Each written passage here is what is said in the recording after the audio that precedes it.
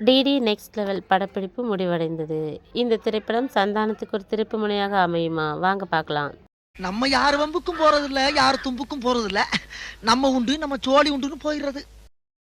இயக்குனர் கௌதம் மேனன், செல்வராகவன் ஆகியோர் முக்கிய கதாபாத்திரத்தில் நடித்துள்ளனர். முதலாம் பாகத்தை இயக்கிய பிரேமானந்த் இப்படத்தையும் இயக்கியுள்ளார்.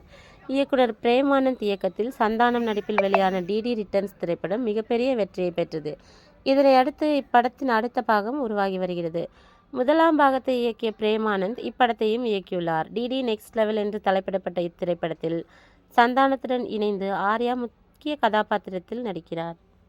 மேலும் இப்படத்தில் இயக்குனர்கள் கௌதம் மீனன், செல்வராகவன் ஆகியோர் முக்கிய கதாபாத்திரத்தில் நடித்துள்ளனர். இப்படத்தை தி பீபிள் ஷோ மற்றும் நிகாரிகா என்டர்டைன்மெண்ட் நிறுவனம் தயாரித்துள்ளது. இப்படத்தின் ஃபர்ஸ்ட் லுக் கடந்த ஜனவரி 21ஆம் தேதி படக்குழு வெளியிட்டது.